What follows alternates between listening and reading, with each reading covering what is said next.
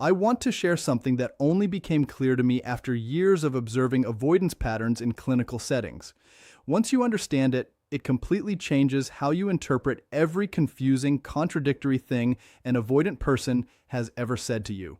It also explains why you may have walked away from conversations feeling unsettled, unsure whether what you felt between you was ever real or just something you imagined.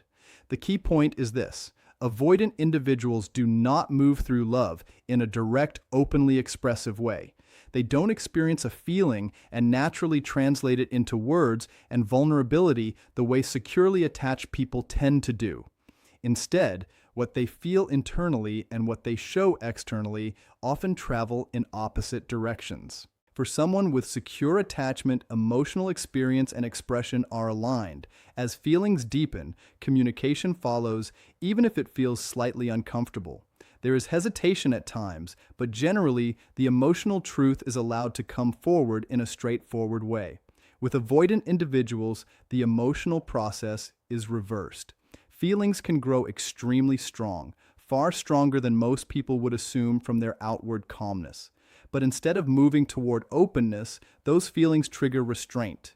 The deeper the emotional attachment becomes, the more the system pushes it inward, trying to manage, contain, or redirect it into safer forms of expression that don't require direct vulnerability or exposure. This is why avoidant communication often feels indirect or confusing. They end up expressing attachment through language that doesn't look like attachment at all. If you interpret their words through the lens of someone who communicates love openly, you will likely miss what is actually being communicated underneath. What sounds like distance, analysis, or even irritation can sometimes be the closest thing they are able to offer to emotional honesty. One of the most common early signs of this is subtle criticism that no one asked for. It doesn't come from disinterest, but from heightened attention. They start noticing small, specific details about you that most people would overlook entirely, and instead of expressing warmth directly, they describe those observations in a way that sounds detached or critical, even though the underlying reality is deep, involuntary fixation, and emotional investment. The second thing an avoidant person often says when they are already emotionally attached is some version of, "I'm not good at this." On the surface, it comes across like a disclaimer or a warning label, as if they are trying to set expectations early so you are not surprised when things eventually fall apart. Many people hear it exactly that way, as a kind of emotional distancing, a subtle signal that they are preparing to pull away. But in deeper attachment contexts, this statement often carries a very different meaning than it appears to. What sounds like detachment is frequently the closest expression of vulnerability they can manage in that moment. Beneath the surface, it is often closer to, "I want to be able to do this well with you, and that desire makes me uneasy." The avoidant mind doesn't always register this as emotional exposure. It frames it as honesty, realism, or even responsibility. But underneath that framing is something much more revealing, a quiet awareness that this connection matters enough to measure themselves against it. They are not simply commenting on their limitations in general. They are reacting to the weight of a specific relationship that already feels significant. That kind of self-doubt does not usually appear in connections that are casual or emotionally irrelevant. It tends to surface when someone is already invested on a deeper level, even if they cannot openly acknowledge it. You do not question whether you are enough for people you are indifferent to. That concern only emerges when losing the person in front of you feels like a real possibility, and when their presence has already started to matter in a way that is difficult to fully admit. The third thing an avoidant person may say when they are already emotionally attached is some variation of, "You're different." On the surface, this can sound simple or even casual, but in reality, it often carries far more weight than it initially appears. Depending on the moment, it might be spoken with softness, almost like a quiet sense of admiration or surprise. Other times, it can sound guarded, even slightly tense, as if your difference is something unsettling rather than comforting. It can also appear indirectly, woven into a longer sentence where it doesn't stand alone, almost like something they are trying not to fully emphasize. But regardless of how it is delivered, this phrase often signals a meaningful internal shift in how they are experiencing the connection. Avoidant individuals tend to rely on strong internal categorization when it comes to relationships. They unconsciously sort people into familiar emotional patterns that feel predictable and therefore safer to engage with. This system allows them to stay connected without feeling overwhelmed because everything fits into a known structure. But when someone doesn't fit that structure, when they consistently respond in ways that aren't anticipated or cannot be easily labeled, that system starts to lose its clarity. The mind can no longer rely on its usual shortcuts, and the person in front of them stops being just another version of something familiar. When they say you're different, it often reflects that disruption. It is an acknowledgement, sometimes reluctant, that you are not being processed through their usual emotional framework. Something about you is breaking through the automatic filters they rely on to maintain distance and control. You are no longer fully contained within the categories they use to keep relationships predictable. Instead, you are beginning to exist outside those boundaries, forcing a level of emotional adjustment that does not come easily to them. And for someone with avoidant patterns, that kind of internal reorganization is not minor. It is significant, because it means the connection is no longer easily managed at a safe emotional distance. It is starting to register as something real, specific, and harder to compartmentalize. The fourth phrase I want to translate is one of the most misunderstood, some version of, "I don't need anyone." On the surface, especially when it appears inside a relationship that is clearly becoming emotionally significant, it sounds like a simple declaration of independence. It can be easy to take it at face value, as a reminder of self-sufficiency or even a subtle boundary being drawn. But in deeper attachment dynamics, particularly with avoidant patterns, this statement often appears at very specific moments, moments when emotional closeness is already increasing, not decreasing, and in that context, it usually reflects something far more complex than confidence in being alone. More often, this kind of declaration is not about stating a stable truth, but about regulating an internal shift that feels overwhelming. It tends to emerge when someone notices, sometimes with surprise, that their emotional baseline is no longer fully self-contained. Thoughts of the other person begin to appear uninvited. Their presence, and even more noticeably their absence, starts to register in a way that feels new and destabilizing. In other words, something in the attachment system has already activated. And for someone with avoidant defenses, that activation can be experienced as a loss of control rather than a natural deepening of connection. So the statement, "I don't need anyone," often functions less like information and more like stabilization. It is an attempt to restore an internal narrative of autonomy at the exact moment that emotional dependence is starting to feel possible. The mind quickly reasserts the identity it trusts most: self-reliant, unaffected, untethered. Not necessarily because that identity is currently true in that moment, but because it feels safer than acknowledging the growing emotional reliance that is beginning to form. The intensity behind the denial often reveals what is actually happening underneath it. When someone feels the need to insist so strongly that they do not need anyone, it is often because on some level the experience of needing someone has already begun to surface. The fifth thing, and often one of the most quietly revealing, is when an avoidant person says or does something that protects you when there was no real need for them to step in. It is not the obvious kind of romantic gesture, and it is not something performed for impact or recognition. In fact, it is usually small enough that it can be easily dismissed as politeness, practicality, or basic decency. On the surface, it might look like nothing more than a passing comment that shifts pressure away from you, or a moment where they speak up in your absence to soften a situation or correct a misunderstanding. It can even look accidental if you are not paying close attention. But the emotional significance is rarely in the size of the act. It is in its unnecessary nature. Something in them chooses to intervene in your favor when they are under no obligation to do so, and when no one is watching them make that choice. They subtly redirect inconvenience away from you, or they quietly advocate for you in spaces where you are not present to defend yourself. These moments are often delivered without emotional emphasis, almost flatly, as if they are just handling a routine detail of life rather than expressing anything meaningful. That emotional restraint is important. The tone usually carries no visible warmth, no softness that would give away the internal motivation behind it, and yet the action itself often comes from a place of care that they are not able or not ready to openly acknowledge.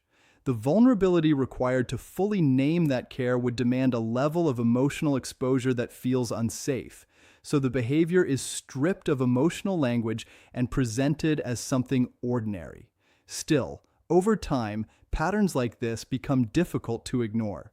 When someone consistently makes small sacrifices of convenience on your behalf without recognition or explanation, it often reveals a form of attachment that is being expressed in the only way currently available to them, through action rather than admission. At the same time, there is something important that needs to exist alongside everything I have just said.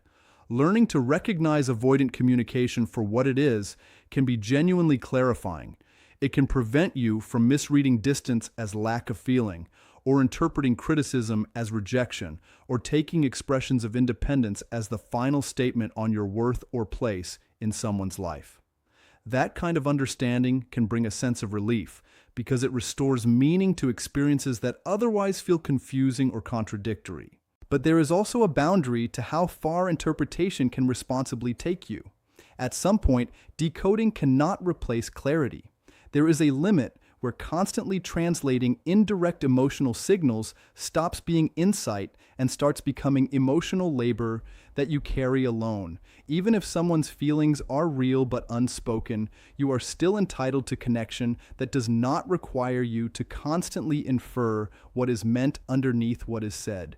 You are allowed to want love that is expressed clearly enough that it does not keep your nervous system in a state of interpretation, always scanning for subtext, always piecing together meaning from fragments. Avoidant patterns can change, and people can develop more direct ways of relating, but that shift is not something another person can perform on their behalf.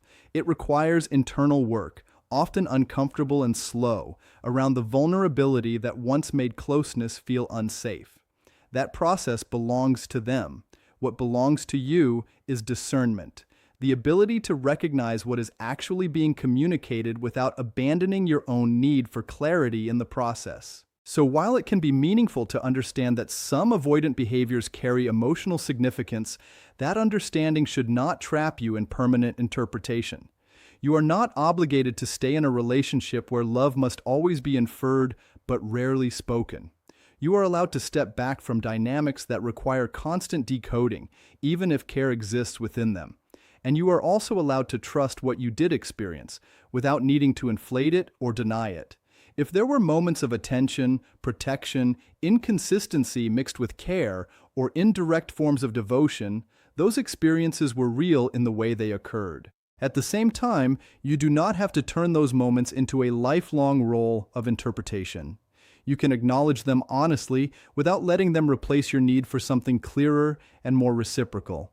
Both things can be true at once, that what you felt mattered, and that you are still allowed to choose a form of love that does not require you to read between every line just to feel secure in it.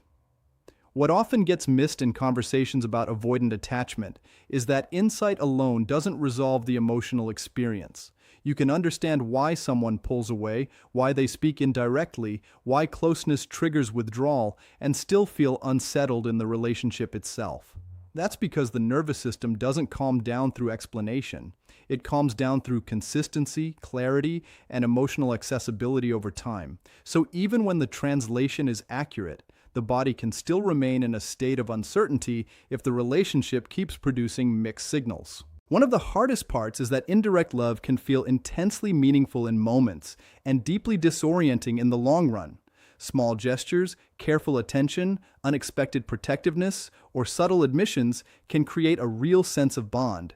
But when those moments are not supported by clearer emotional communication, they become hard to anchor to. You end up remembering the emotional high points while also dealing with long gaps of ambiguity, and that combination can make you question your own judgment. The mind tries to solve this by becoming better at reading signals, but that only deepens the focus on interpretation instead of experience. There is also a quiet psychological trap that can form here. When you become skilled at reading someone's indirect emotional language, you may start to feel responsible for maintaining that connection through interpretation. Instead of asking, "Am I being met clearly and consistently?" the question slowly shifts into, "Am I reading this correctly?" That shift places the emotional burden on you, even though the actual limitation is in the other person's ability to express themselves directly. Over time, that can create a dynamic where you are doing more emotional work than the relationship is returning in clarity or stability. At the same time, it is important not to reduce avoidant people to emotional absence or inability. Many of them do feel deeply, care strongly, and experience real attachment. The issue is not the absence of feeling, but the difficulty in translating feeling into sustained, open expression. That gap between internal experience and external communication is where most confusion lives. And while understanding that gap can create compassion, it doesn't automatically make the experience easier to live inside. A healthier frame for many people becomes less about decoding hidden meaning and more about observing patterns over time, not isolated moments, but the overall shape of the relationship.